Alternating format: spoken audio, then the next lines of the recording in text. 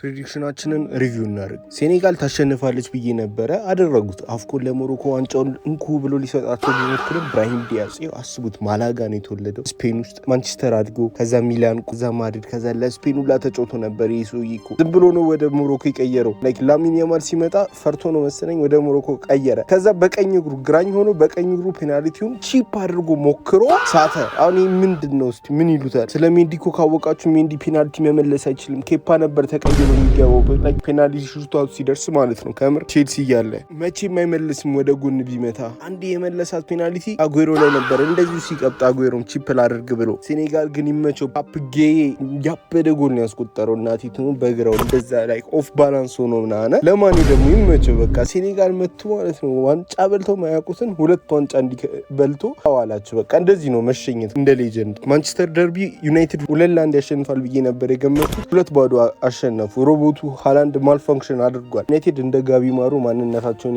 ይረሱና ቦቹ ጂትሱ ሲቲ ይሰጣቸዋል። ከዛ በኋላ ወደ ራሳቸው ይመለሳሉ። አሁን እንዴት ነው 4-0 ራሱ እኮ ማሸነፍ ይችሉ ነበር። ከምር 16 ጨዋታ ነው የቀራቸው። በቃ አላ እነዚህን ካሸነፉና አሪፍ ውጤት እያስመዘገቡ ከቆዩ ቶፕ 5 ጋራንቲድ። አርሴናል ይከብደዋል ብዬ ነበረ፣ ግን አሪፍ ስለነበረ አሪፍ ይጮታል ብዬ ነበር ያሰብኩት። ጭራሽ አርቴታ ገልብጦት ነበር የገባው። ግን ቪላና ሲቲ በተሸነፉበት ሳምንት ነጥብ ማግኘታቸው ላይ ፖይንት ጌንድ ነው እንጂ ፖይንት ሎስ አይደለም። ሲቲ አይደርስባቸውም። እመኑ። ያው ሲቲ ይደርስባቸዋል ብሎ ማሰብ ለስፒድ እንደሚያሽቃብጡ ጸጉር ቆራጭ ልፋት ነው የሚሆንባቸው። በቃ አይደርስባቸው መቼም ያማያገኘው።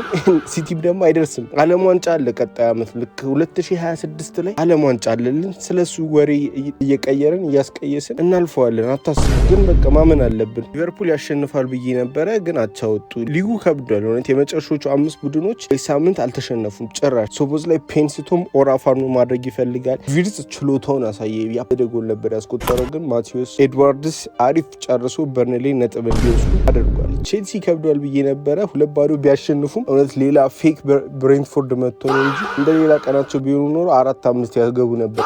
ቶሲን ሼት ሾ አሳየን። ከዛም ተጎድቶ ወጣ። ሳንቼዝ ከአርሴናል ጨዋታ በኋላ ወደ ራሱ ተመለሰ። ግን ጆዋ ፔድሮ ያበደ ጎል ነበር ያስቆጠረው በግራ እግሩ። ክሊኒካል መሆን ምን ያህል አስፈላጊ እንደሆነ አሳይቷል። ኮል ፓልመር ከሳካ ጋር እኩል ጎል በግማሽ ደቂቃዎች አግኝቶ አሳካ። 2-0 ወደ ፍራንስ ስንሄድ ፒኤስጂ ከሊል ጁሩድ ያበደ ጎል ለማስቆጠር አስባ ነበረ።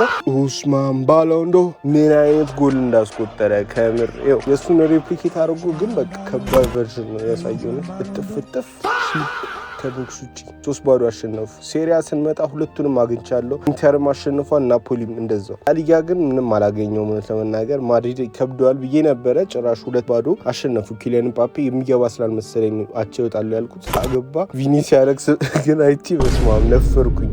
ሪያል ሶሲዳድ ባርሳ የሚያሸንፍ ነበር የመሰለኝ ከምር። ግን ያ ሶለር የሚባለው ነው ሚድፊልድ ያለው። አይችሉም እኮ እንደዛ ከሆነ ብያቸው አልነበረ። ጭራሽ ቀይ ካርድ ወጥቶላቸው እሱ ራሱ ኦልዞ 85ኛው ደቂቃ ላይ ቢሆንም ማሸነፍ አልቻሉም። ሌቫንዶስኪ እና ራሽፎርድ ሲገቡ አሪፍ እየተንቀሳቀሱ ነበር። ባርሳ ሞር የተሻለ ግን ስቲል አለ። ያበደ ጎል ኦሪያዛባል እና ብራያን ነው መሰለኝ ልጁ ስሙ።